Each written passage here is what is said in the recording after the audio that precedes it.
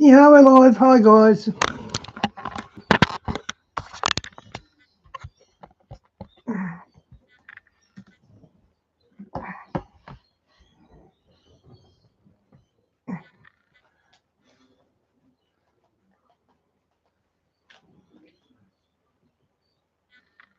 What do you want to be when you grow up? With ease, expertise, and great value. Know how to grow with Uni Super. The clock is ticking, Ethan. And now the fate. Tens of thousands of reserve soldiers for the expanded. All right, let's get into the news tonight. Right off the bat, wow, Israel has now officially approved plans to intensify Gaza operations, officials say, and they're going to go on in this article and say that they intend to take all of Gaza and not come out for a long time, if ever. An Israeli official says cabinet members have approved plans to. Hi, Di. Good to see you. Gaza Strip. These plans, says by Tia Goldberg, Associated Press, says that Israeli cabinet members approved these plans on Monday, and the official confirmed the approval in the influential security cabinet, which met late on Sunday to vote on the plan, but did not disclose the details. The official spoke on condition of anonymity in line with regulations. The approval after Israel announced it was calling up tens of thousands of reserve soldiers for the expanded operations in Gaza, which Israel says are meant to increase pressure on Hamas to negotiate a ceasefire. So I've read several other places, Right. and we're going to cover what's going on with the Houthi rebels as well. But the statement is coming out that Netanyahu has said, I'm tired of playing. You're never going to release these hostages. So we're going to finish the job. It's going on 18 months, Diane, and they've still got about 100 hostages left. Then what's got the whole world upset is that he said, we're going in and we're not coming out. Yeah. And they're basically going to take over. If you're going to finally clean the place up, clear it out, and quite frankly, get ready for that resort, you're going to have to turn the heat up, right? You got to get things done. Yeah, and talking about that resort, I've thought about that before. I'm beginning to wonder, man, is Trump just like the master troll? Is he puts out so many outlandish things and says it, and it makes the news cycle. Right. And then it. Yeah, Diane, so much for that 112 popes. He's supposed to be Peter the Roman. Just, we don't hear about it again. Come on, Lou, I've already picked you up. Come on. The newfangled Gaza since that press conference about a week later. Did he really mean that? I mean, did he really mean that America was going to own Gaza? I mean, come on. I don't know. No, I don't think they're going to own it. But the silence, I believe, is by design. He's had Jared in the Middle East since his first administration. That is true. He's been working behind the scenes, I would say at least the entire Biden administration. Yep. And he had relations during the first Trump administration, correct? Yeah. Yeah. So yeah. there's no telling. Abraham Accords. There's no telling what he started in that first administration, and certainly what's been going on since then. So, maybe it's silence by design. Maybe. Hey, you never know that dude. I mean, he is in a zone right now where he does not care what he says. He has nothing to lose in his mind. They've tried to kill him multiple times. He can't be reelected. So it's just like, I'm just going to say what I want to say. Yeah. I'm going to throw it up against the wall, see what sticks. We're going for broke, baby. Going for broke.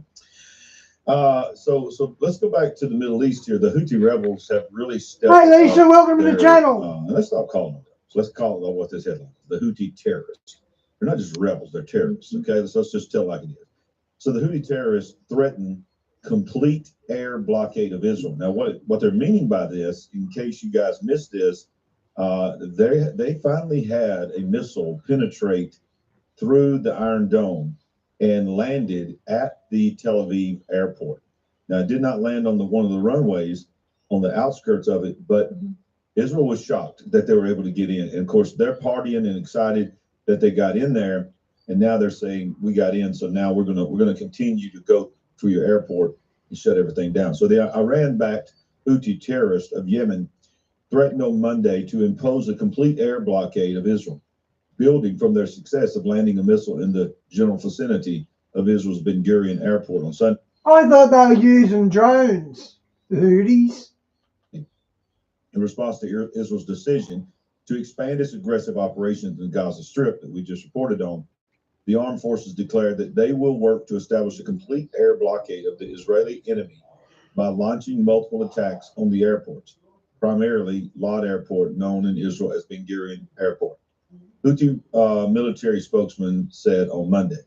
Lod Airport was the name of Israel's major international airport from its establishment in 1948 until Oh, at least it's been here it was before renamed in AK died. 1973 in honor of David Ben Gurion, Israel's first prime minister. The airport is located on the outskirts of the ancient city of Lod, and a little under 10 miles from Tel Aviv. So this is Pete Hegseth speaking on Fox Business, I believe it was. This is Fox News Channel. Probably was the Sunday show. Yeah, this is one of the Sunday shows, speaking on what is going on with the Houthi rebels. Well, it all went down because an era of peace through strength is back. Just like in his first term, President Trump had to deal with the weakness of President Obama and get rid of ISIS, and he did it more quickly than anybody else. We're sitting on 4 years of deferred maintenance from Joe Biden, where in particular, when you talk about the Houthis, they were allowed for over 100 times to shoot at U.S. Ships, to shoot at commercial shipping. 4 months ago, when we sent a ship through, it was shot at 17 times. Ships haven't been able to go through for over a year without being shot at. Freedom of navigation is basic. It's a core national interest. And President Trump has said, we will restore that and we will be unrelenting. I want to be very clear. This campaign is about freedom of navigation and restoring deterrence. The minute the Houthis say, we'll stop shooting at your ships, we'll stop shooting at your drones, this campaign will end. But until then, it will be unrelenting. We got the reports last night, Maria. The Houthi capital felt like an earthquake. Dozens and dozens of precision heavy. Diane, it's not Peter the Roman, which them 112 popes predicted. So it's going to be good to see what they say about that, all the guys who talk about this. It's going to be good to see how they get around that. Not that I'm trying to catch them, but you know what I mean? It's not Peter the Roman, it's Leo. So it's nothing to do with Peter. So I wonder how they're going to explain that. Munitions dropping precisely on the targets that we wanted to hit, sending a very clear message. And the message is clear to Iran as well. And the president said it in his truth. Your support of the Houthis needs to end immediately. We will hold you accountable as the sponsor of this proxy. And I echo his statement. We will not be nice about it. This is not the Biden administration. The message is clear. We will come after the Houthis until they stop shooting at our ships, and the Iranians better stay out of it. Wow. Tell you what, there's a lot of people who know what to think about Pete Hegseth. I think he's doing a great job. They're saying that because of talk like that and stern words like that, recruiting is at record levels. The military was just in shambles, but now it's just really the recruiting is going through the roof because they want somebody that's going to lead them to do what a military does. Certainly, they want to be led by someone who looks strong and smart, and hopefully it's attracting the same kind of recruits. Absolutely. All right, so continuing on the Houthis, I don't know why they keep spelling this wrong or different ways. But this is Breitbart, so I didn't misspell this. But if I was in charge, it'd probably be spelled about 5 different ways. But Houthis say that U.S. bombed Yemen after strike on Israel's main airport. That's what we're just hearing from Pete Hegseth. On Monday, accused the United States of carrying out strikes in and around Sana'a after the Iran-backed rebels claimed a missile strike on Israel's main airport. The Houthi-run Saba news agency said the strikes included 2 on Arbayan Street in the capital and the airport road, blaming them on American aggression. 16 people were wounded. Saba cites the Iran-backed rebels' health ministry is saying.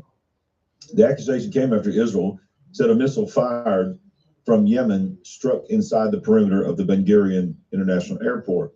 The Houthis claimed responsibility and said they fired a hypersonic ballistic missile at Ben Gurion. And the missile gouged a wide crater in the ground near the airport parking lot, Yeah. wounding 6 people and forcing airlines to suspend flights. The Houthis, who control swaths of Yemen, including the capital, have launched missiles and drones targeting Israel and the Red Sea shipping through the Gaza war, saying that they are acting in solidarity with the Palestinians. Israel Prime Minister Netanyahu vowed a tough response. Diane, they put restrictions on your account if you're not socially acceptable in China. If you don't toe the line, they can stop your funds. Against the Houthis, as well as its main backer, Iran, over the attack. In a video published on Telegram, Netanyahu said Israel had acted against the Houthis in the past and will act again in the future. It will not happen in one bang, but there will be many bangs, he said, without elaborating. On social media platform X, Netanyahu said Israel would also respond to Iran at a time and place of our choosing, end quote. Hours later, the Houthis threatened to launch more such strikes and warned airlines to cancel their flights to Israel airports. This is not slowing down. This is not winding down. No, it doesn't. This is escalating. And it's been how long? I don't know when it started, but obviously October 7th was the trigger, and I don't really know when they went into Gaza, but it's not winding down. And by the way, neither is Ukraine. Right. And now we have a potential war between Pakistan and India. Yes. Yeah, you're right. So we're a year and a half in since October 2023, right? On this I think one? so, yeah.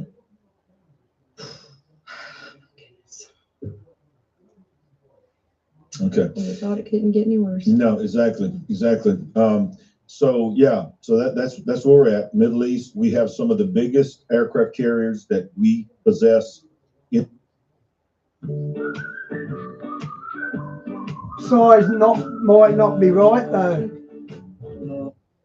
Hawks have the sharpest eyesight of any animal. They can spot a rabbit more than 3 kilometers away. Now, In that area, some of our most powerful ships are now right there. They're not in Europe. They're not. Many of them are in the next to China and Taiwan. But y'all, we were not expecting this. We covered when the largest movement of military assets since World War II happened, when they moved them to the outskirts of Taiwan, and but then they had to move a lot of them over there to the Middle East. So I really think that the whole China-Taiwan thing has been paused because I think their economy is crumbling. I really do. I think that they are, when you're talking about the communists are never going to tell you. And you think back to when we were in the Cold War, these presidents and leaders and dictators would have a cold, they'd have the flu, and then they were just dead. They were gone. So the communists, that's their play field. They're never going to tell you the truth. Right. So China is not telling you what's really going on. I think the whole thing about the tariffs and all this is hurting them a lot more than it's hurting us. That's just my opinion. And I believe that has caused them to have to put a pause because Xi Jinping cannot afford a setback or a loss because they will make sure he gets the flu. Yeah. He was in trouble, supposedly, before this talk of their population being nowhere near what they report, and of course the tariffs and everything that stems from that. So I'm sure he doesn't need any more problems. No, he don't. And we'll never know the truth. It's like we never know the truth about our own government. We're going to cover that. They have tonight. That place locked down so tight. Oh yeah. So tight. But every major nation does. We're going to show you tonight. Stay with us because we're going to show you a video of a whistleblower and a former employee of the government that's telling us that there's 170 underground cities that we have spent trillions of dollars building, preparing for some cataclysmic event that's coming. And also, once again, the movies are spot on. So, are you saying that's where all the missing? Oh yeah, that's exactly what I'm saying. Yeah. That's what I'm saying. Mm. I'm also saying that show that we watched called Paradise Oh my goodness. is spot on as anything that we've seen in a long time. Wow. If this report that we're going to show you tonight is true. But y'all, this is what I was talking about. If you come in late, I led the program by saying, I'm just wondering, is Trump just really a master troll in the sense that he just knows how to push everybody's button and make everybody mad and make news and come on and distract everybody from what's really going on, because he's still the president of the United States. So we're still dealing with the United States here, no matter if we love Trump or not. Right. But y'all just out of nowhere. I mean, no one had this on their bingo card. So out of nowhere, you're talking about the gangs, the illegal aliens being Right. deported and all this. He goes, yeah, I got an idea. I tell you what, if you don't want me to send them to El Salvador, I'm just going to reopen Alcatraz. Wow. What? You know, it's that. So on this past family vacation last year, we did a lot of different things, Yeah. but we were going to be going to San Francisco. So that was my big ask is, Oh, yeah. can we go to Alcatraz while we're there? Yep. Hey, So y'all made it happen, and we were able to go there. And I don't know, some of you may have seen some clips, little video clips we did from there on vacation. But yeah, this is, you don't know what's going to happen next. You don't know what idea he's going to come up with. Yeah. It's just going to come out of nowhere sometimes. And bam, this one did. All right. So Trump orders Alcatraz prison reopen. Watch this. He didn't just talk about it. He says, I'm ordering Alcatraz to be reopened to house the dregs of society. President Donald Trump has announced that he's ordered the infamous island prison Alcatraz to be rebuilt I and like that. reopened to house the nation's most dangerous criminals. Right. Trump announced the plan on social media early Sunday evening. The notorious prison, also known as The Rock, which you love that movie. You've probably seen it 20 times. Maybe not that many. It's located just over a But I mile. also love Sean Connery. Of course. Well, howdy. It's located just over a mile off the California coast near San Francisco. It's a very interesting place. Yes. In a post on Truth Social, Trump said in part that he wants to use the prison to house the dregs of society. Once Alcatraz is renovated and expanded, Trump said, it will also be used to house criminal illegal aliens if Democrat-aligned activist judges continue to block his efforts to deport them. Rebuild and open Alcatraz, Trump's post began. Mhm. So let's see if we got the post down here. Well, having been there, I think we would both agree that renovation's going to take a minute Oh my goodness. because that That place place is falling apart. it's in poor condition. And here's another thing. This is a tourist attraction. I don't know Yeah. how many millions or Yeah. hundreds of millions of dollars that it brings in revenue Yeah. each year.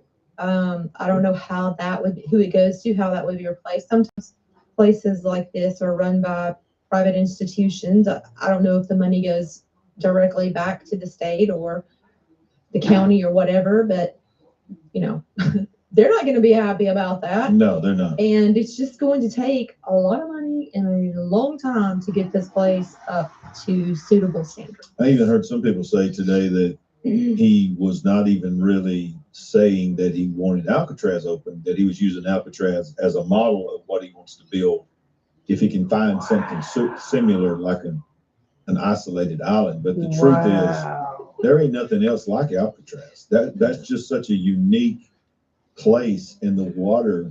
Diane, prophecy with Stan and that Alex Demetrio he always talks about. He said the revolution will start with the socialists wanting their rights back, their entitlements back. And man, he's spot on. That's exactly what's happening here. Before Trump was elected, I thought, who could rise up about and complain about welfare? Not many people, but now he's cut half the country off. This is really serious. You know, I was thinking about the movie when, Escape from Alcatraz and all that, based on the true story and all this. And we stood there and looked at it and we just thought, could they have made it? And I think there's a chance that they could have made it to that other island. If you've ever been there, there's another island that's not directly towards San Francisco.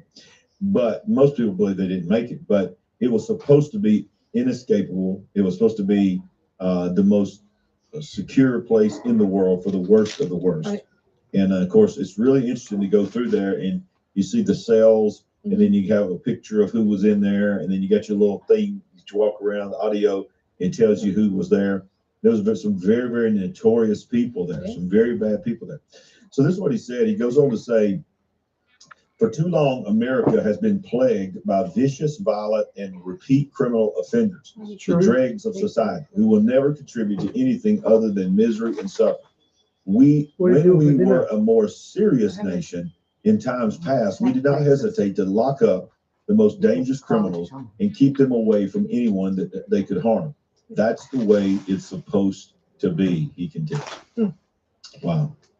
Guess we'll have to Yeah, there see is what 3 happens. grand on that if I get No my longer text. will we tolerate serial offenders who spread Yeah, filth, read it. bloodshed, and mayhem in our streets. That is why today I am directing the Bureau of Read Prisons, it somewhere. It says together with the somewhere. Department of Justice, FBI, and Homeland Security, to reopen a substantially enlarged and rebuilt Alcatraz to house America's most ruthless and violent offenders. We will no longer Not be held on that hostage to side. criminals, thugs, and judges that are afraid to do their job and allow us to remove criminals who came into our country illegally.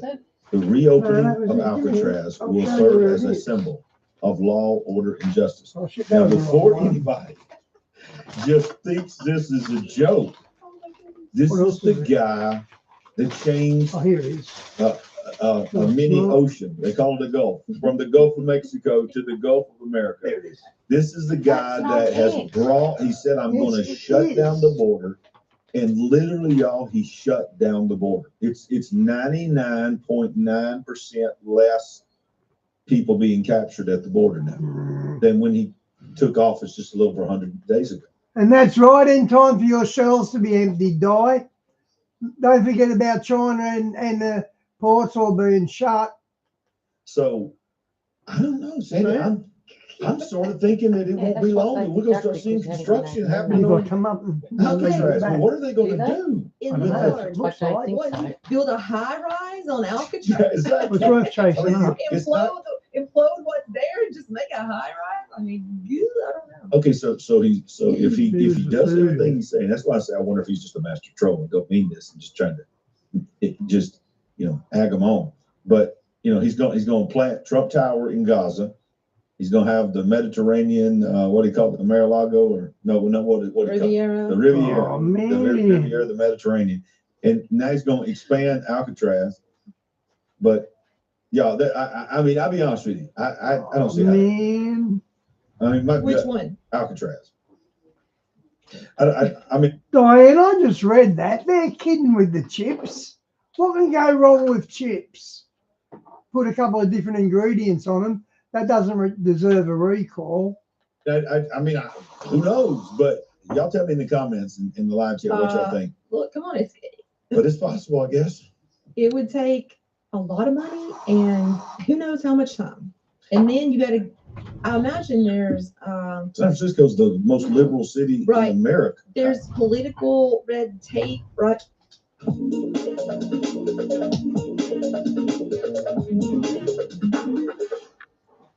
Right.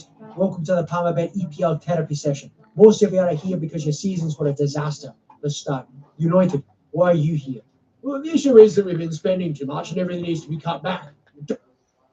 Right? Or whatever to get through. I mean, if you wanted to just choose a hot button issue, Yeah, exactly. Well, look, this is what we're talking about. This is why I say he's the master troll. Leftists lose it as President Trump orders the reopening. When I don't stop the ad quick enough, it's because I'm looking at something to play next. I look ahead to see what I'm going to play next. And rebuilding of Alcatraz. They lose it. But I think we got the video of it here. Let's see. oh, good. I think. I want to see that. Here we go. So let me just caught him off guard. Where did you get the idea for reopening Alcatraz? Just an idea I've had, and I guess because the judges, so many of these radicalized judges, they want to have trials for every single, think of it, every single person that's in our country illegally, they came in illegally, that would mean millions of trials, and it's just so ridiculous what's happening. And it's long been a symbol, Alcatraz, of whatever it is. I mean, it's a sad symbol, but it's a symbol of law and order. And, it's got quite a history, frankly. So I think we're going to do that, and we're looking at it right now. I got something for you. What? If you build it, they will be incarcerated. We'll see. You would think that would be just the beginning of the noise that they're going to make over this one. Oh yeah, yeah. So let's get a few comments from some from the leftists here. Upon hearing the news, leftists included Diane, the royal family want to thank God that no one's investigating Sir Jimmy Savile, who was England's most notorious pedo, and he was knighted by Charles. They should be concentrating there. Andrew's already been busted. aides to California Governor Gavin Newsom went into a meltdown. Trump is pledging to reopen Alcatraz as American consumers feel the financial pinch of his unpopular tariffs, and he continues to tussle with the courts over mass deportation of immigrants. Notorious far-left California State Senator Scott Weiner also flipped out, saying that Trump wants to turn Alcatraz into a domestic gulag right in the middle of the San Francisco Bay. He specifically calls out judges who won't let him deport whoever he wants without due process. In addition to being deeply unhinged, this is an attack on the rule of law. Former House Speaker Nancy Pelosi also fumed about Trump's bold announcement, calling the president's order unserious. Alcatraz closed as a federal penitentiary, she said, more than 60 years ago. It is now a very popular national park and major tourist attraction. The president's proposal is not a serious one. You didn't have a quote from Kamala Harris yet, did you? No, I don't think Kamala's weighed in yet. I don't think. No, girl. Okay, we're running out of room, so we got to do reactivate Alcatraz. Wow, that's. What about the FEMA camps? When are they going to start doing them? I don't think she's weighed in. You know, listen, let's just think about this. He may have an entire business model in his head, giant screens on the side of the building so people can advertise, so you can just look out across the bay, and it could be just a beacon of advertisement. Make the Rock great People again. clamoring to buy space on the screens in time. Just one more and we'll move on. Mario, whoever Mario is, I don't know who he is, but Trump has officially entered the psychotic emperor phase. What? He's not coming back. The Pope image was it. That was the line. He crossed it and kept walking. This isn't trolling anymore. This is clinical delusion. The tariffs on movies, reopening Alcatraz, these aren't policies. This is... Show more. I want to get You want to see the rest? Okay, I'll show you more. This is, I gotta go to the X to see the rest of it. Says, these aren't policies. This is a man deep in a psychotic loop, thinking revenge is leadership and trolling his governments. He's in a feedback loop with this cult, Every time he does something more insane, MAGA cheers louder. And every cheer convinces him he's still the chosen one. So he takes it further and further. He's not trying to win. He's trying to feel worship. He's not making decisions. He's playing dress up in his own hallucination. And the worst part, his cult loves it because they're broken like him. Because in their minds, every delusion he has is another way to own the libs. This is the loop now, the psychotic delusional final act. And MAGA is clapping along like it's a church revival. No one's driving the bus anymore. They're just throwing gasoline and screaming kumbaya and hallelujah. Well, listen, I don't identify as part of the cult. I ain't in no cult. But I know one thing. Somebody in chat said, make Alcatraz great again. I said that too. You didn't hear me? Well, no. No, I said make the Rock great. You said no. And you won't even have to change the hat. That's right? true. That's better than make the Rock. MAGA. And then they sell it on the, you visit your loved ones. There'll be a gift shop. There you go. At Alcatraz. Yeah, you can't get out of anywhere without having to go through the gift shop. You got it. Yeah, you come out to the gift shop. It's genius. That's funny. It's genius. Now, let's talk about his sidekick that's about to go back to Tesla.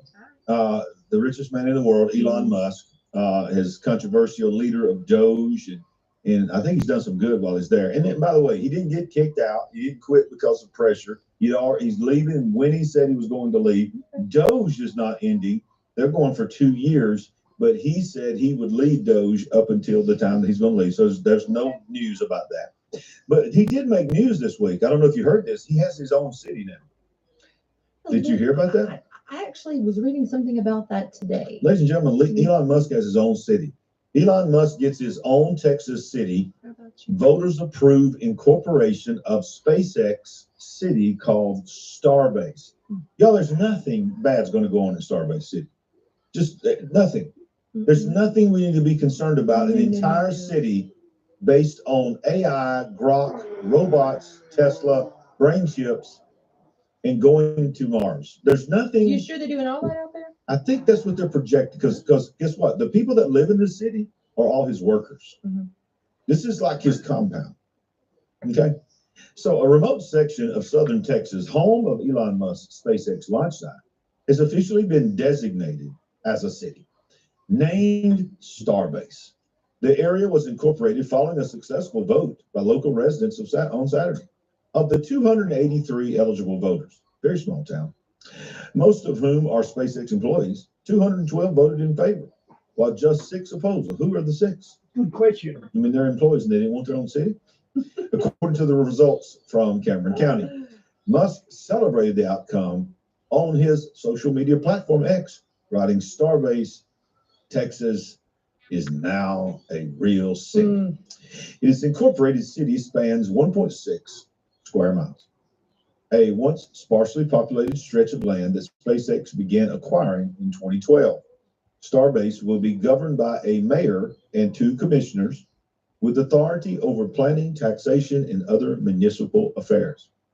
Look here, he says how it started, how it's going. So that's when they first bought the land. The first mayor is Bobby Hedden, a SpaceX vice president who ran unopposed. 2 other SpaceX affiliates residents also filled the commissioner roles unchallenged. Musk himself has a home in the area, which features quirky touches like a road named Memes Street and a large bust of Musk, recently defaced by vandals. About 500 people live in the surrounding area, though the idea of forming a city had circulated for years. A formal petition began in 2024 that triggered the vote. Wow. So there is They got a whopping Starbase. 1.6 miles. Wonder if they plan to expand. I'm sure they do, but that is interesting. Do you think the guy that's the mayor is really going to be the mayor, or is he a puppet of the true mayor? Come on, we know who the mayor is, right? Who we know who the mayor is of Musktown. So he has time to do that too. Oh, look, I mean, he'll run it by proxy. He'll say, "Hey, dude, this is what I want." But even to hear all of the details and what we have to do and the decisions, you know what? Yeah, but look, y'all, I'm telling you, the reason we should care is because this is further evidence that Musk is getting ready for something major beyond what we know. I believe. What's she going to speculate on? I want to hear this. I believe before Trump leaves office, Musk is going to demonstrate, launch, or I think before he leaves, I think his goal is that he really is going to put some of his Tesla robots that is far more advanced than what we have been told on rockets and head them straight to Mars. And we're going to have video. It may be a few years, but we're going to have video from Elon Musk, whether we ain't got a few years, buddy. Can believe it or not, because of AI. We're going to have video of these crafts landing on Mars and robots walking that looks like humans are going to walk. Yeah, I around. thought so, Di. That's what I checked. I'll take switch over selfies. now. They're going to. That's been rather boring, actually, that one. I haven't even spoke about underground cities. Okay, let's go with Paul. It's like Jurassic Park down here. Okay. I'm from Indiana. We didn't have any of that kind of stuff. Okay. And oh, by the way, there was a major power outage in Mexico. Look at this. In the dark, Mexico. Okay. So pray for them. That's going on. And we had 6 people killed in a helicopter crash in India. Has nothing to do with the war between India and Pakistan. Nothing to do with the war. This has to do with the helicopter that crashed. It killed 6 people. And then, of course, they think they have found Planet X. They certainly have found 2 binary system dwarf stars were found in a one of a kind discovery. They call it 2MASS. This happened, and this is huge. And I'm going to have to do a video on this tomorrow, just separately, to tell you about this. This is a huge discovery of a binary dwarf stars, 2 of them, 2 dwarf stars, and they saw a third one. This was done by the observatory out of Chile. I'm gonna have to do a video on that tomorrow. Oh, by the way, there's a zombie no, it's a zombie volcano in Bolivia. Now it depends how long the world's been here before Adam and Eve sinned, okay? But anyway, scientists are saying that this thing has been sitting around 250,000 years. Don't get mad at me. I'm just reporting this. But it's definitely a volcano that's been sitting around a long time dormant, and it has awakened. And it has awakened. It's showing a ton of signs of erupting in Bolivia. I just think that the shaking of the earth, I just think the pressure from the incoming binary system, Planet X, I just think it's causing all of these volcanoes and earthquakes and all of this to happen. And oh, by the way, there was a terrible fiery crash in Kansas, killed 8 people and injured 3 others. Killed 8 people in Kansas. 3 of them were from Oklahoma. It was a terrible crash on the highway. I want you to pray for these people. And speaking of bad crashes, in Indonesia, 12 people were killed and 5 others were injured in a bus crash in West Sumatra there in Indonesia. Please pray for the families of those victims. And in India, there was 25 people injured in a horrible bus crash that fell into a drain there in India. And that was that happened there. Had nothing to do with the war. Pray for them. Also in India, 4 more people were killed in a bus crash that wrecked into a gorge there in India. Of course, you know, I've been to India and I know how it is. And the roads are awful and scary. It's dangerous. 11 people were killed. 5 people were injured after a truck collided with a bus in Indonesia. That happened yesterday. It was a terrible incident that took place. And also in Cambodia, there was a bus that crashed with a bunch of garment workers, killing 1 and injuring 41 in a terrible situation happened in Cambodia. And also in India, again, has nothing to do with the war with Pakistan. 9 people were killed, 8 more were injured when a massive gas cylinder blast took place where they were working out there in India. That happened also in the last couple of days. All of these situations are not good, but all over the world, there is chaos, I guess is the right term. And there's wars, there's rumors of wars, there's crashes, there's weather. I didn't even get into the weather. I mean, I could have went down there a list of earthquakes and volcanoes and the threat that's going on with Mount Spur up there in Alaska. There's just one after another, after another, after another. Guys, there's apocalyptic things happening all over the globe. Wars, but this thing right now, the Pakistan-India thing, this is a ticking time bomb.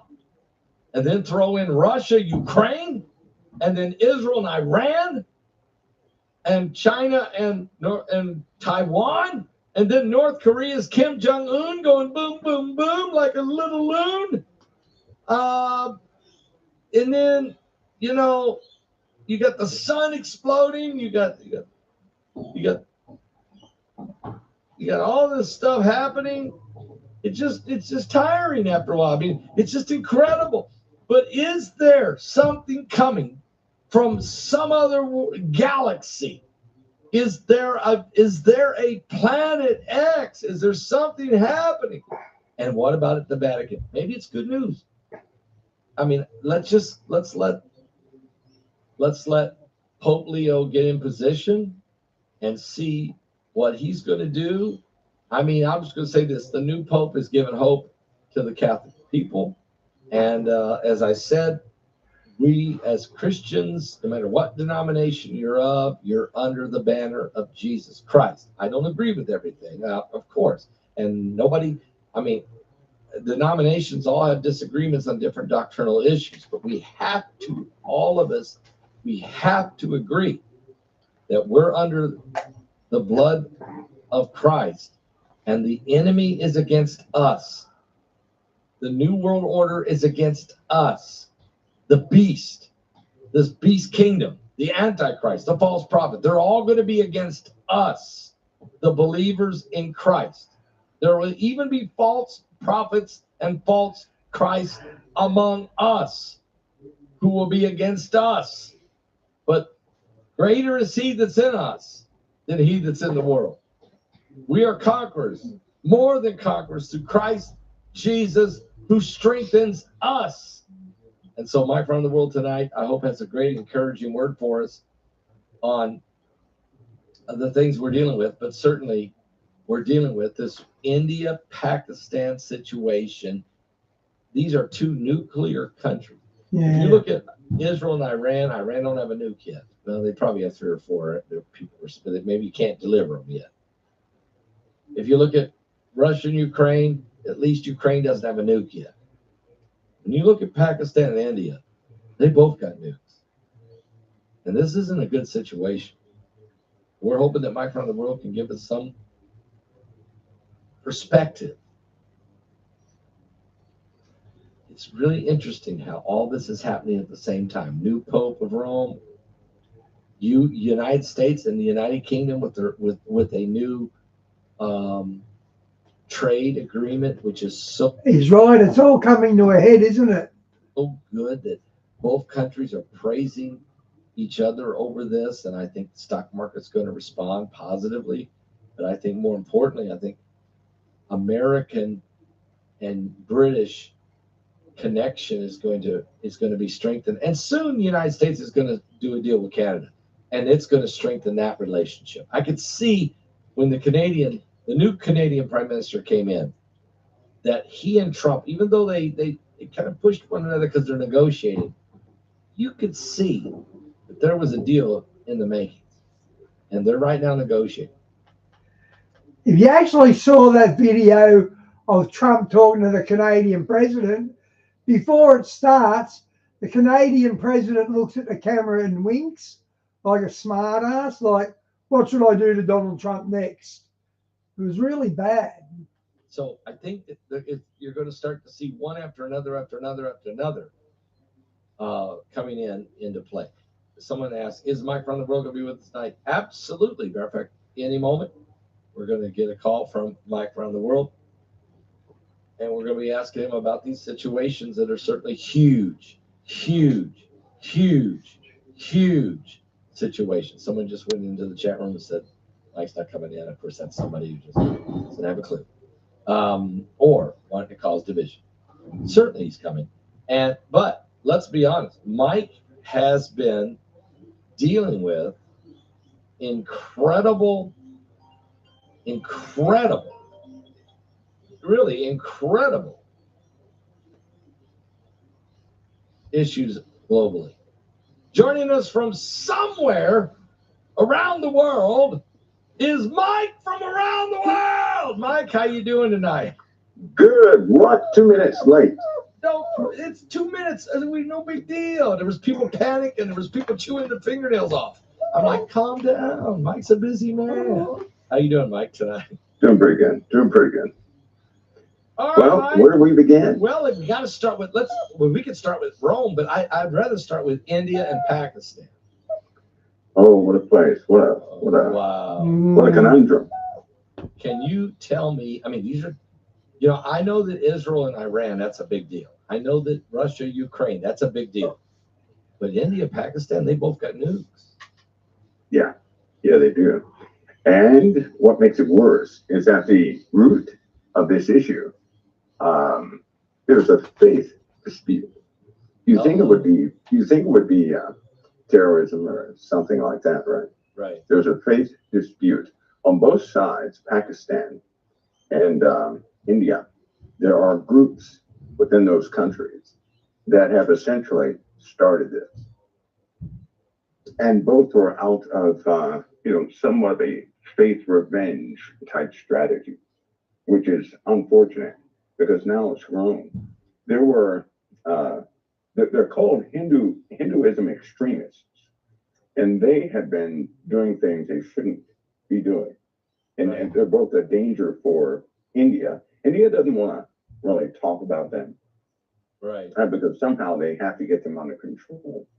And of course, Pakistan and their entire military force is now, they've taken up arms against any of these Hindu extremists. And because India is not, they don't actually have a hold on them, things are spiraling out of control, right? This will involve everybody, Pastor Paul. It's going to involve everybody if it continues. It will involve everybody. But one interesting fact is Pakistan does not have that much time. They cannot sustain a war past a certain number of days, and they know that. So if you can't sustain, well, for example, India can sustain combat operations for 40 days, right? For about 40 days. Okay. Pakistan, at maximum, can only sustain combat operations for about 10 days. Why is that, Mike? Why is that? Their munitions. They only have 10 days worth of munitions. Wow. If they were to go into a full combat situation. India has 40 days, right? And Wow. India has resupplies, right? Different companies, recent companies that have A lot of your ammunition stock went to the Ukraine. commercial companies like Adani and Valenti. These they manufacture heavy caliber munitions. India can resupply. Well, the other guys cannot. They can't do it. They get their supplies from China, right? Yeah. They get their supplies from Turkey. Pakistan does, right? Yeah, Turkey. So Turkey they've already had convoys, airdrops, things of that nature. And so to really stop Afghanistan is to blow up the convoys, to stop some of the air supplies. They can't, China can only resupply them by sea or air. Air is a bit much, so by sea would be one of the only ways, which means India is going to make a move to take over or to start launching the waterways, that in conjunction with the USA. But Turkey can resupply by air, and they have been doing so, right? Now For Pakistan. Isn't it interesting that Russia is actually supplying India? Yes, they are.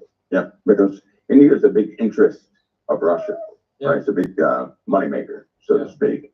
And so they need that. They're going to side with them. The unfortunate part then is if you knew about somebody's operation against you, which you only had 7 to 10 days to operate, and after that point you would have to surrender. Well, then you're going to pull out the stops, right? You're going to go all out. You have no choice. That's dangerous. That's why this is so dangerous. That's why. Now, I do know about radical Hindus. I mean, I've been to India twice on mission trips, and I had a gun stuck to my head by radical Hindus. Yeah. But most Hindus are very loving people, I mean, so we have to be careful, because when you talk about that radical group is a very small percentage of the extremists. Right. They're extremists. And that's right. But at the same time, it was the Pakistani terrorists who attacked the Indian tourist down there in Kashmir. That started this, right? Yeah. Well, Pastor, I gotta mention this fact. Okay. And it's not too popular, but these groups, these extremists, they were responsible for the killing of quite a few Muslims and Christians. I agree. And that's the problem, right? I Because agree. when that started, of course, Pakistan and Okay, that's the first time I've heard Islam's being persecuted. I've never heard that before. yeah, they have their issues, their long-term issues, but these struggles on a conventional front are one thing. When it turns religious, right, it's a very different ballgame. Yeah, it is. You know, it's a very different set of parameters. It is not winnable, you know, not when you're dealing with faith, because they essentially took all the Muslims they could find and they killed them, right? And then Pakistan took all the Hindus they could find and the tourists and the males. They took the males. Yeah. And they let the women go and they said, go back and tell the story. That's what they said. That was from, I think that was radical, right? That did not help the situation. And India, they've done this before. Yeah. India is somewhat tired of it, their main government.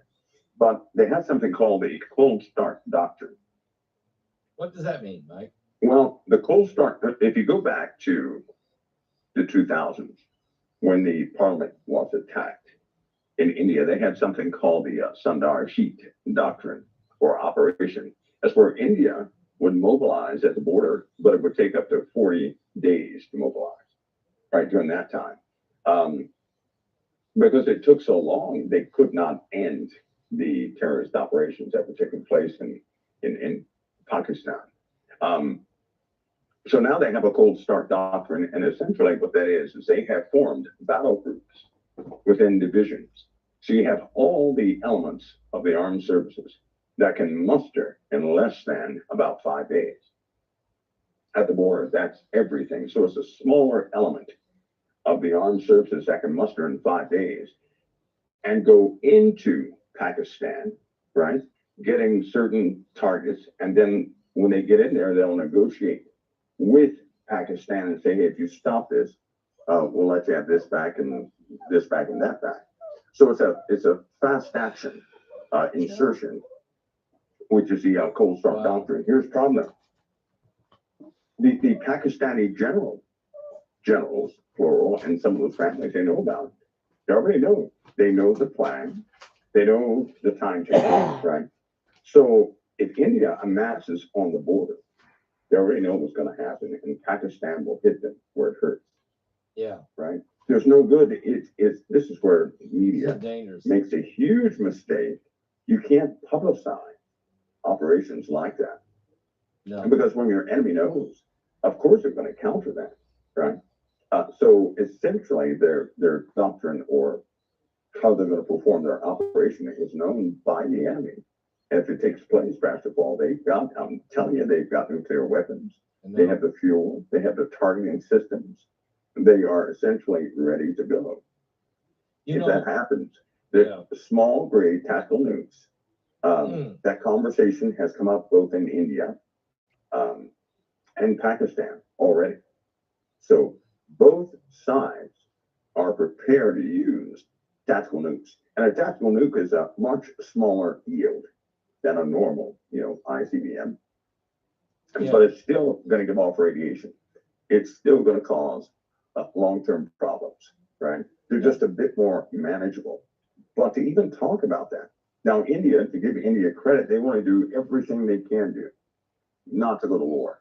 Yeah. But they're not expressing that very well, right? This tit for tat they're doing is causing an escalation itself. And India believes it has done nothing that is escalatory. That's what they believe. I believe that's a bit that's in their political sense. And through some of their professors, so on and so forth, the evaluation of Pakistan has been off in the last 40 years. They've got to be real careful this time, right? Turkey has already agreed to help Pakistan. There's great interest in the USA. So no one should be surprised if this escalates quickly.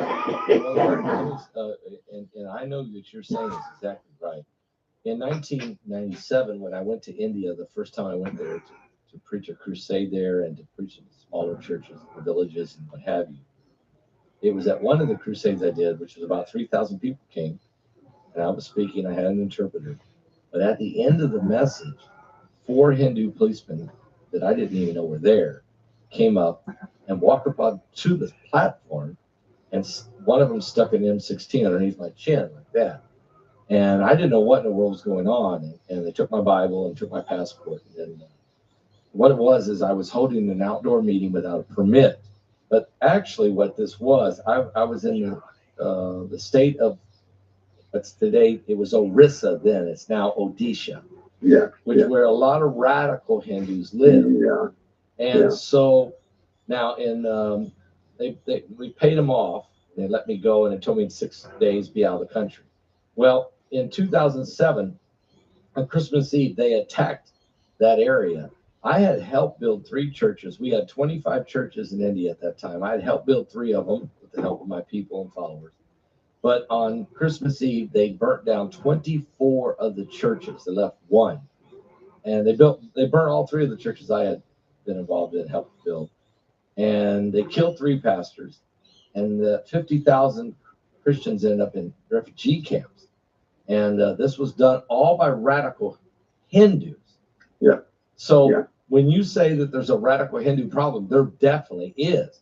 On the other side, there's a radical Islamic problem, both in India, but mostly in Pakistan. And so Kashmir is the area, Mike, as you know, Kashmir is like almost like the Garden of Eden on earth.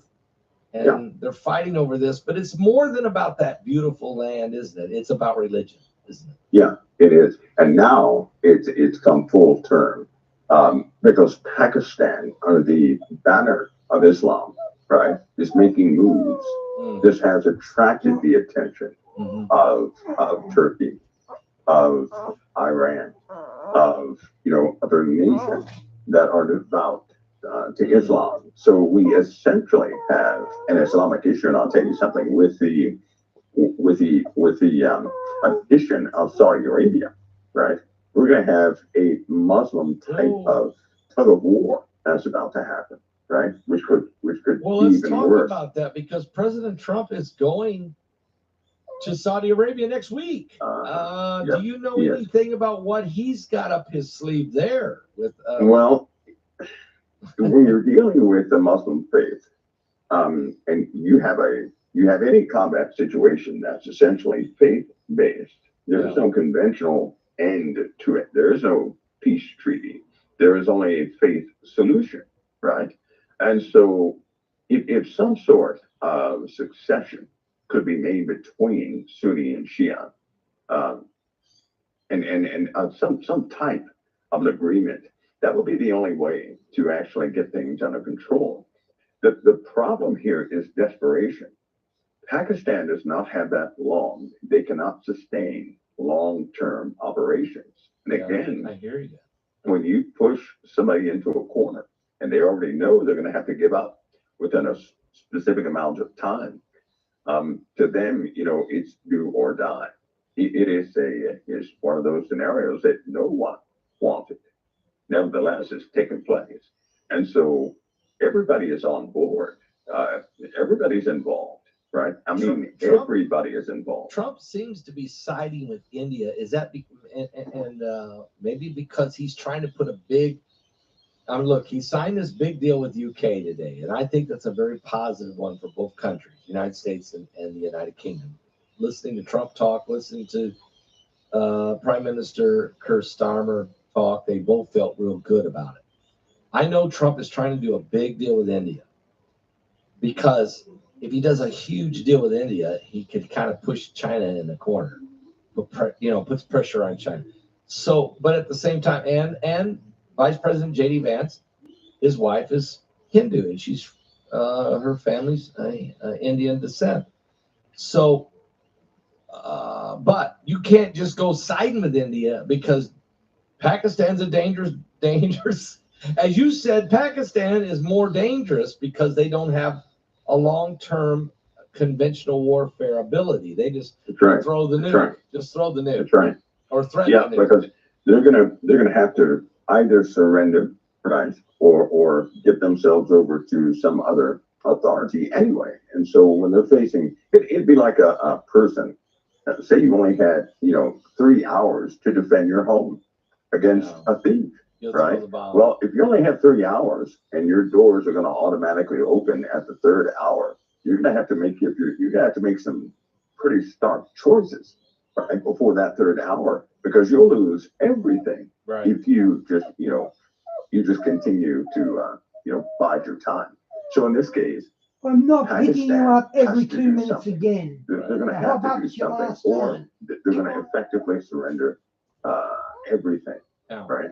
now is Trump, when he goes to Saudi Arabia, I'm sure he's going to be talking about India and Pakistan, but isn't he trying to get Saudi Arabia and some other Sunni nations to sign on with this Abraham Accord and isolate Iran? Is that part of what he's doing? If he could do that, he could likely, if enough pressure is put on Iran, he could likely, he thinks bring them on board. President Trump has the mind of he does negotiations and he likes to build, right? So he does things in a specific way. Unfortunately, when it comes to faith, you can't fight a faith war with any perks. It's just not. Pakistan has already made it clear that if anything broke out in the Middle East, they would side with the Muslims against the West. Yeah. All right. They made this statement. They made this statement 20 years ago. Turkey is doing the same 10 thing. years ago. Turkey's doing the same thing, right? Yeah. Turkey is the number one supplier of munitions to Pakistan. So without Turkey, Pakistan cannot exist. And so this does effectively involve Turkey in a big way. Turkey has supplied them with a lot so far. A lot. Now here's India's dilemma. In order to, if they're going to do this diplomatically without major military intervention, they're going to have to blow up or stop or down some aircraft coming from Turkey. And that opens up, conflict with Turkey. Mike, So that's huge. yeah, they have no choice. They have no choice. And that's on the table right now as we speak. That's why you're losing sleep right there. Yeah, right now. So this thing is, through these steps of peace, trying to avoid any major conflict, they could inadvertently cause a major conflict. Yikes. Okay, now you just threw the bomb out. So that's why Pakistan and Turkey are kind of joined at the hip. So this could really set things off in the wrong direction. So this is another. Okay, here we go. We got Russia and Ukraine. We got Israel, the Holy Land, and Iran against Israel. Now you've got Pakistan, India, but they're kind of all linked, aren't they? They're kind of all linked. Yeah. So yeah, even President Trump said that Putin and the Ukraine are crazy. Yeah, he did. That he's going to be able to do very little with it. And he'd rather them fight it out. That's he's about ready to wash his hands of it because he's saying you if two you are try crazy.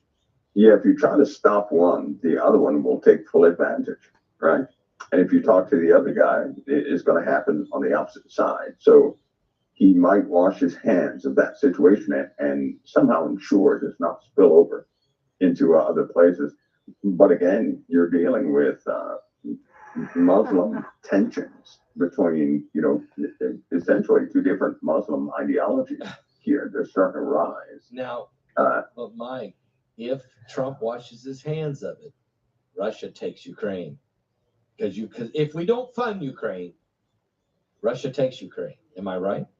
Yeah, Russia's going to take it anyway, I do believe. So I Mike, do get it believe. over They're not going to give it up. No, you're right. They're just not. You've been saying that since 2014, the day that Putin really moved in there and took Crimea. Yeah.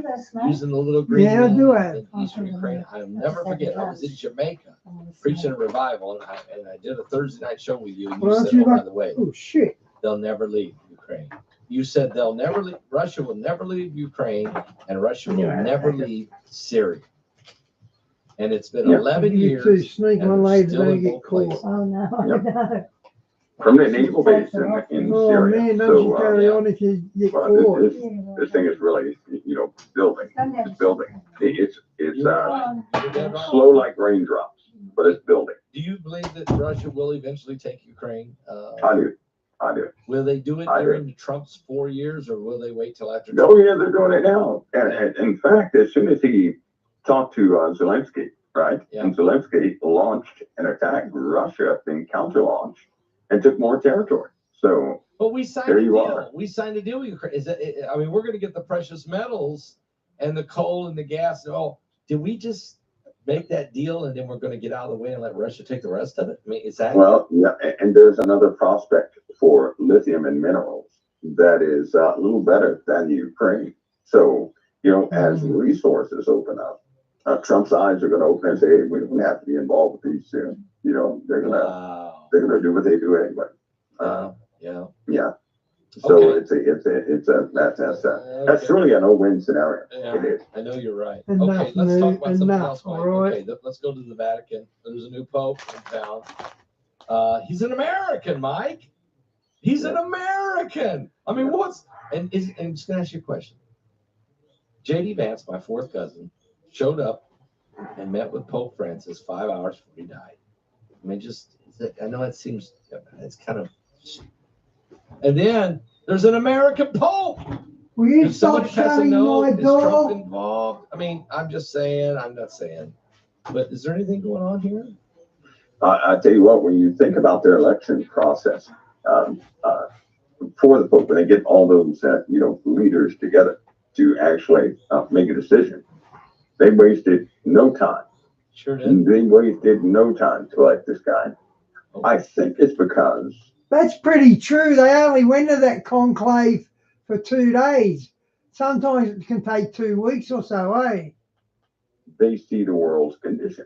They also see that things are quickly spiraling out of control and that there's but one solution in a lot of people's eyes, right? Not necessarily in our eyes, but in a lot of people's eyes that will keep things level.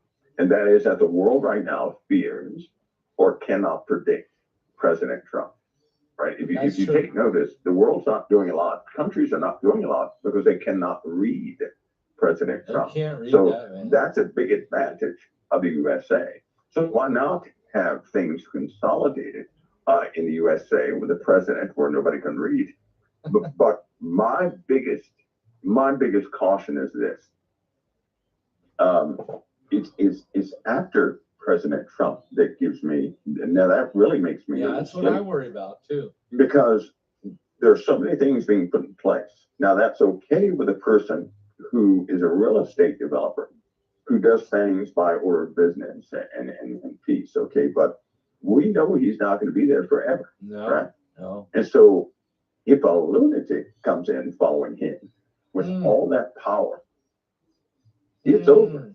It's going to be over. Well, It's going to be I think essentially there's over. a few lunatics that are that are trying to get in position. I'm not going to name them, but They are in position. There are I some know. lunatics in Okay, there position. you go. Are you And- talking about and- American lunatic in charge? Yeah, American lunatics. I don't want to put any names or faces on the screen, but I can think of about 10. Well, I'll tell you what, from those I know, it's God's grace that's holding things together, because there are ruthless people in this world. Ruthless. Yeah. And they No, I'm will not picking you act up in a again. given Go moment, away. do the ultimate thing, that's always concern due to the height of the hatred against the USA right now. I know it looks one way, possibly in media, but these countries, they hate the USA. They hate it. Their silence is nothing more than seething. They hate us. And if they find an opening, they're not going to hesitate to take it. And by the way, there are too many people here in this nation who have loyalties with enemy nations, right? With other nations who would just love to destroy us. And you better believe that they're going to get a call pretty soon to act. They in fact, there are agencies they know something is being coordinated right now, and they cannot pinpoint exactly what the trigger actually is, right? Which makes things are dangerous. You can look in President Trump's face and you can see the fatigue. Come on, I'm It's one sick of thing to this. run a country, it's another to deal with constant threats that are quite real, right? Oh, yeah, I know. Yeah, you could see that. You could see it, and he's good at. He's got a good poker face, but you can Yeah, he does. You can see the pressure. He does. Let me ask you, Pope Leo the 14th. Is he? Maybe he's being brought on to be part of the peacemaker guy. Maybe He's liked. He's liked. I think he's. That's one of his biggest assets. He's liked. Everywhere this guy has been, he's been liked. That might be very And so beneficial. that's the biggest asset right there. Yep. Okay, Diane posted links where he didn't investigate pedophilia. So there you go. And Trump may use that as a part of a way to try to bring more to solve some of the slowdown. Trump won't go near the Pope. Or to cushion the blow. I have a feeling, Pope, that President Trump will work with Pope Leo the 14th on a global scale for peace. I think he's going to lean on him. Do you think? Am I right here? It's possible because this. If you look at the history of Bob or John Pope Leo, you'll see that he is a no-nonsense individual, right? Yeah, he is. In other words, he's a straight shooter. He does not put on airs. So who you see is what you get, right? Yeah. He could be used for that purpose. I think one of the primary moves why they voted so quickly is because we live in such a torn world right now. And he has always been recognized as a person of peace, a person where, people just like this guy. Yeah. And when you're likable like that, you can get a lot done. If you're not likable, you're gonna get tied up. You can't get too much done, right? And maybe Trump. And there was another thing that happened today that I watched closely, and that was the fact that the deal the United States did with the United Kingdom. There was a lot of love there between Trump and Keir Starmer and talking. And then the Pope is announced 2 hours later. Okay. Yeah. And he's an American. So all of a sudden you could feel, in my opinion, I take 10,000 steps back and say, hold on a minute. The United States, the UK, and now a US Pope, that gives some leverage as it relates to the rest of the world when you start talking about teaming up or choosing sides. Pope of Rome has a lot of leverage, okay? And so does the leader of the UK. And King Charles has already said that President Trump they're going to do a state dinner for President Trump. There's a lot of consolidation there. There's something going on here. Could I be reading something into this? No, I think alliances are being certified, so to speak. It might be right? a positive thing, actually. Alliances of loyalty are being certified. That always happens. I'll tell you something. It's something ironic. Every time this world has had a Leo as Pope, right? There's been a major shift in the world. Wow. A major shift from the Renaissance, to this present day. There's been a major shift in the world every time we've had. I'm going to do some research on that. So really, so every time this is the 14th. This is the 14th Leo. So every time there's been a Leo, major shifting takes place. Yeah. Wow. Now I'll say I know I said I really don't. Now me as an individual, I don't put stock in any prophecy except the Bible. Right. Me too. This time that we're living in right now, it is quickly setting up for, because I'll tell you something, that term, when they say peace and safety, right? If you do examine that term, the only way they can say peace and safety is if they have accomplished what they set out to accomplish, right? Now, at the same time, you have the Western world is trying to establish peace, right? You have the opposite happening in the world. You have a dark kingdom that's ready to take everything. And it has gone far beyond what anybody is publishing. Right. And you have another element. There's some dark things happening in this world. And the Western world, it's almost like the Western world is, I don't want to say oblivious, but the Western world is not really versed in what's happening, some of the struggles that are happening. We have a relative time of peace. So why has the death toll on a global scale gone up such a high percentage? That's odd when you say. I've watched things like that on purpose, so I can always see what the underlying deal is, where things are really going. Not to mention, not only the death toll, but you have a lot of wicked people who are accomplishing wickedness in this world, from crime lords and everything else. But you don't hear about that, do you? No. It's almost like somebody is purposely trying to paint a picture as though the earth is recovering somehow, but we know it's not. No. That's a great point, Mike, you're bringing out. There's some good news, Mike. They did catch a bunch of child trafficking ring here in America. I think they caught 155 or something. I'm not sure. They might have rescued 115 children. I mean, this is a start. Yeah. I mean, nothing was happening the last 4 years in this area. Nobody ever got arrested for this. This is a start. I think maybe Pam Bundy and the new FBI director Kash Patel and some of them are working on this. But there's thousands of children that have come up missing. Come on. Well, you know what, Pastor? I think that if people continue to repent, there's been a lot of repentance in America. Sure. If that continues, we're going to have a longer duration of time to settle some things. Period.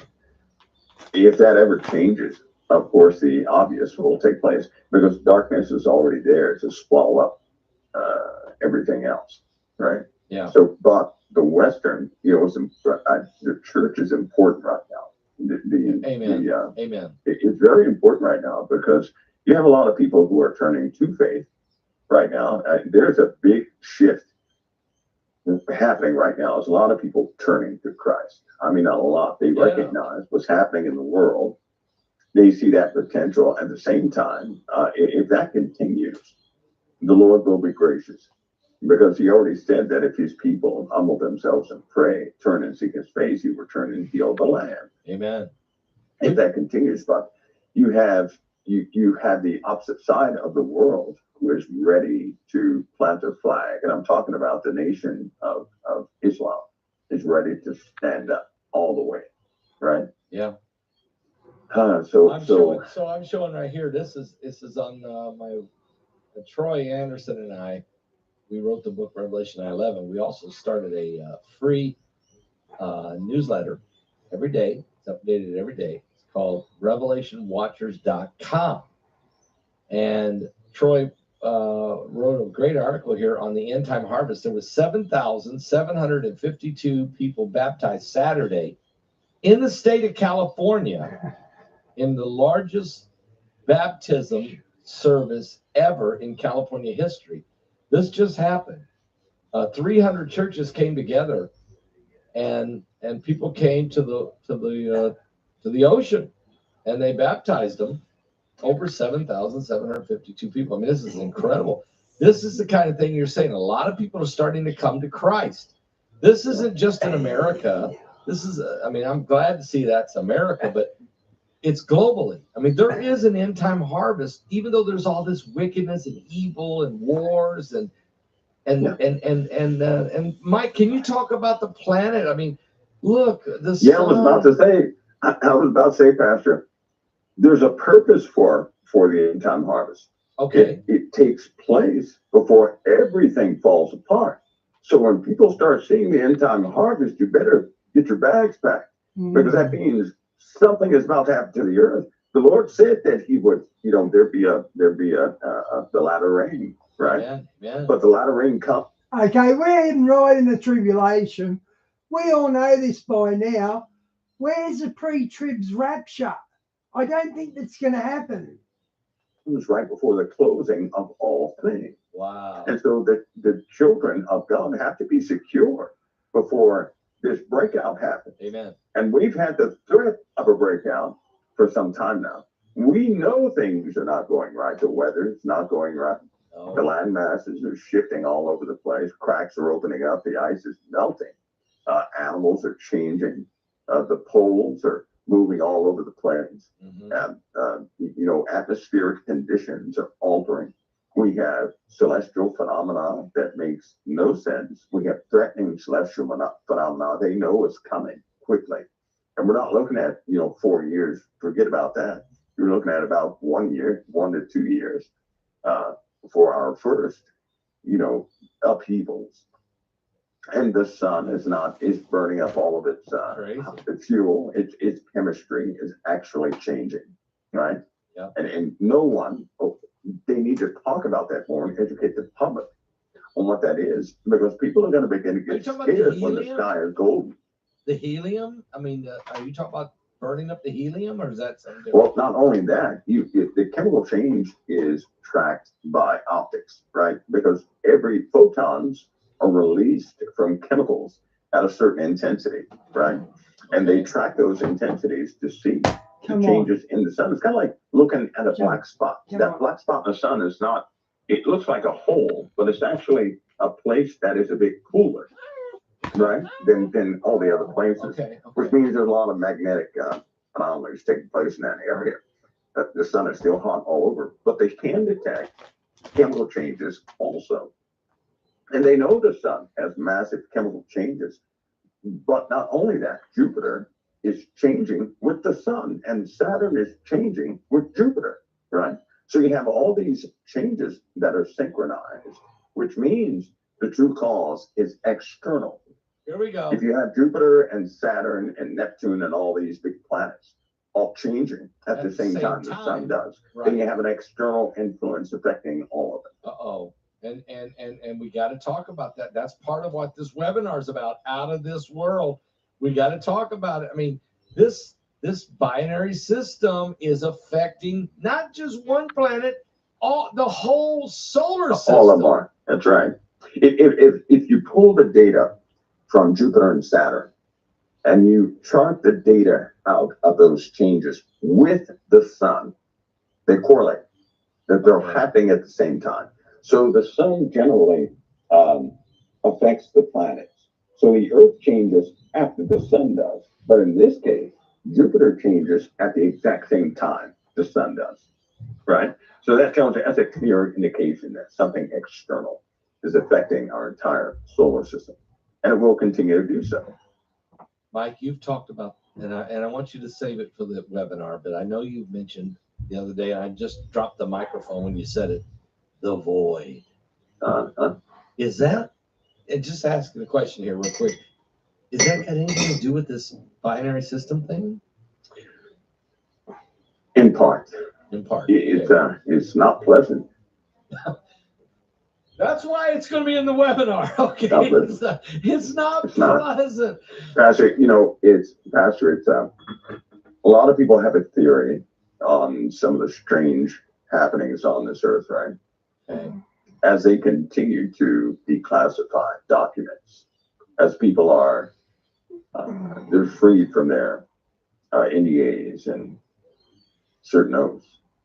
A lot of people are coming forward. I know for a fact that a lot of people are about to be subpoenaed. Anybody in the military who had anything to do with UFOs are about to be subpoenaed. Okay. And so that's going to open the door for public talks. Okay. Even on this show, public talks about certain things, right? Nobody has talked about it. Nobody. I haven't heard it from anybody. Grush didn't even talk about it. But there are things when the public finds out, is the story is going to clear up. Seeing a report is one thing, and it gives information of something that happened. But when you have people who were there, yeah. Say, for example, a person who can tell everybody who's ever had an experience If a person could tell each and every person what their experience was, I mean, describe it to a T without making a mistake, then that person would certainly know what they're talking about now, wouldn't they? Yeah, Right. would. Yeah, they would. So when you have people like that coming forward that can describe everybody's process, then you know something is real about it. Now, a lot of people don't know the origins of it, but I'm going to say something real quick because they kind of told the world, but the world did not listen. They just kind of brushed it off. Over the past year, I'll say year, since January, they've been trying to tell people where these things are coming from. They've been trying to tell them where they're coming from, what's happening. And it does fit the biblical narrative. Yeah. Perfect. I agree with you. I know Perfectly. it does. It perfectly Perfectly. does. Part of the And the grand USA deception. is zone one. Zone- South America, zone two, America, zone one. Zone one means America was more or less the I think we're zone 10, Australia. hub of all of it a long time ago, which is what the Native Americans had to deal with here, which is why they have so many stories. But under your feet is the problem. Under your feet is the real problem, right? Under your feet. So whether things return back to the ocean, which I think that the two admirals explained that beautifully, and that will be released too. They explained that to the world beautifully, finally. That, it's not, because a lot of people No, think they're American-made No, probes. go away. A lot of people think that this, that, and the other. These two admirals who are, Right. they're admirals, they're Oh. still admirals. They told folks the truth. And so when people hear that, it's going to be hard to process, but they'll still listen because there's coming a point in time when not just, a few people are going to have to deal with this. Everybody's going to have to deal with it. When I say everybody, I mean everybody. For example, let me give you an example. Every single week, somebody has been seeing formations, not at night, but in broad daylight, of objects that are not lit up, but the solid objects, just staying right there for hours, and hours, right? Like Are you whole talking- neighborhoods are you are talking- seeing this stuff. Are we talking? We're not talking the mothership yet. I mean, we're not. No, we're not talking about any mothership or anything like that. I think it's more of a demonstration. I'll say that a deadline has not been met. They're going to do it anyway, right? This end time deceit, I'll call it deceit, Yeah, okay. or I'll say this in Thessalonians when it says God shall send them a strong delusion. Okay. Now I believe that delusion is already set up, I right? agree. but God is sending it, which means He's allowing it. He's allowing it. So when that delusion finally, and the delusional part is that people have made up this paradigm, and they're going to believe that somehow these things have their part in our history. That's the problem. They're By gonna way of the say- fallen They're angel, going to say right? that they're the creators. They're going to say they're the creator instead of God's the creator. But they're- Zechariah Ascension opened the door on that, Okay. right? I know a lot of people praise that guy. Do not praise that guy. Not praise no. Christ. Not that guy. That's Not right. any other guy. Amen. Praise Christ. But Amen. that guy opened the door to possibilities in the minds of many, saying, "Well, what if? What if?" All they have to do is go back and just read the Book of Enoch. Why is it? People want to read the Book of Enoch, but they'll read Zechariah Ascension. Well, why did it get left out of the Bible? They took it out. There's a I know. right down on the internet. People can go and find out because it was common to the apostles. Yeah. But you have a hatred. But this is so funny. If you say that, you're going to get some hate I mail just beyond did. belief. I just did. But So if I'm gonna you get talk to about Zechariah Ascension, you're going to get some inquisitive, questions. Hey, what do you think about this? But you mentioned Enoch, who spilled the beans I know. on the fallen. You'll get some hate mail. That's right, because you're getting close to the source. Because underneath the feet of people it is a real problem. We're not talking about bugs or insects or something like that. No, we're talking about some things that are bound inside this earth who can't go anywhere else. Is that Yet why? they have an influence. Is that why in the Book of Revelation, when it talks about the four, the release of these four angels? Okay, I'm gonna call them four fallen angels from the river Euphrates. Apollyon comes out of the bottomless pit. He releases these other four. There's locusts like demons. I mean, there's just this release of demons. We haven't seen that. We've seen evil. We haven't seen real evil until these things under our feet are released. Is that what you're saying, Mike? That there's a release coming. There's a Sure there is. There's a reckoning. Sure there is. A demonic Sure reckoning. Sure there is. And they're going to be introduced to the people, right? Because the only folks that are going to be truly deceived are those who have no relationship with Christ. Anybody with a relationship with Christ will not be deceived because the Lord will not permit that. And those things from the bottomless pit are after those who don't believe in Christ. Right. That's who they're after. Because they're not allowed to touch anybody with the seal of God on their foreheads. That's right. They're not allowed to touch any green thing or any tree. That's right. They're only allowed to touch those men who don't have the seal of God on their foreheads. Now, a Christian, by the Holy Spirit, they don't. I believe that, here's my belief. In Revelation, people had to be sealed with the seal of God on their foreheads. Diane, they've done something with the notices because we're only getting 2 or 3 chats every stream now. So they've done something with the notices, I think. Forehead. Yes. Because they weren't exactly believers, but they were still chosen.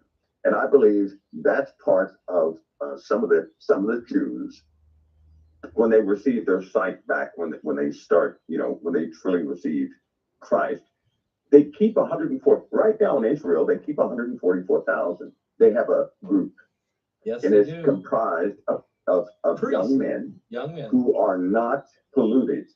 They're not polluted. They're devout and they're kept there. I believe it has something to do with that.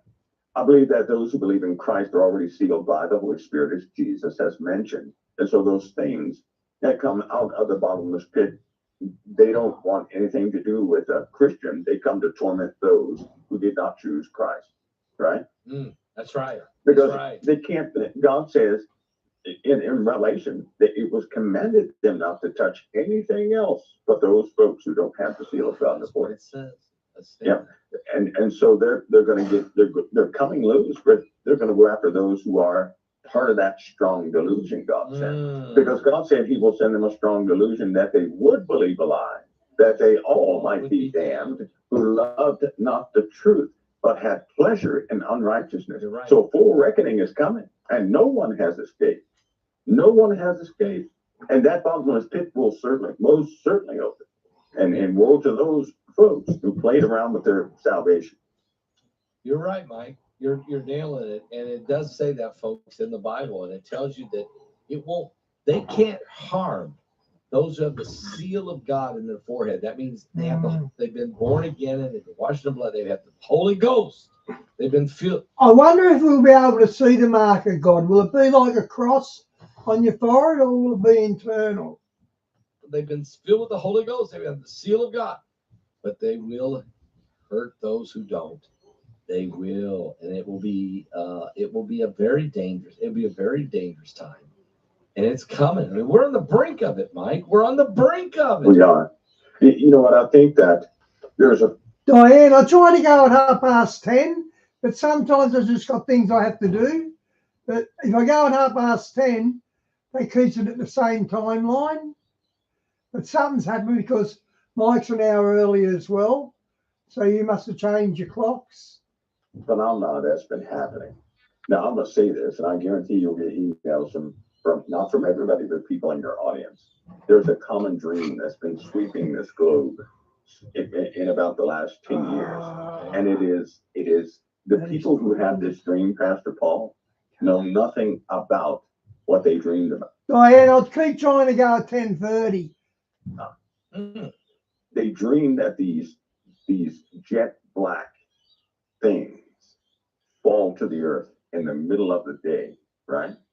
Okay. And these things are huge and scary. Now this phenomenon, that's the dream people are having, and they don't know what that is, but they're having that dream. And we know it's so funny because if you start reading some of the text dealing with the time of Noah, people had dreams that trees were floating in the air and animals were floating in the air.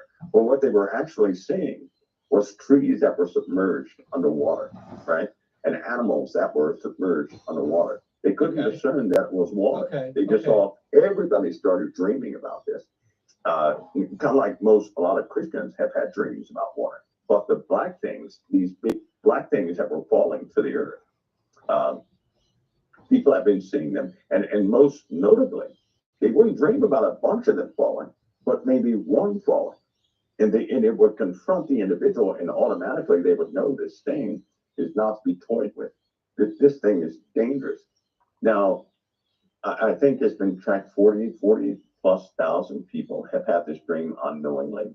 I say that because they talked about it, but got a response from anybody about it, right? And I guarantee some of your audience members have had the same dream. That's a warning. That's a clear warning about it, this time that's coming, right? And what are people dealing with now, Fastball? Most of this world is duped in the paranormal. Oh, world, 100%, right? They're duped. 100%, yeah. Ouija board sales have gone up 400%. Okay. Yes. And people and the sales of paranormal electronics You're right. have increased over 2,000%. You're right. So Mhm. you have the Good night, average Di. individual out there who actually believes the television narrative about the unseen world. They're inviting an entire demonic realm into this realm, right? They're calling for it.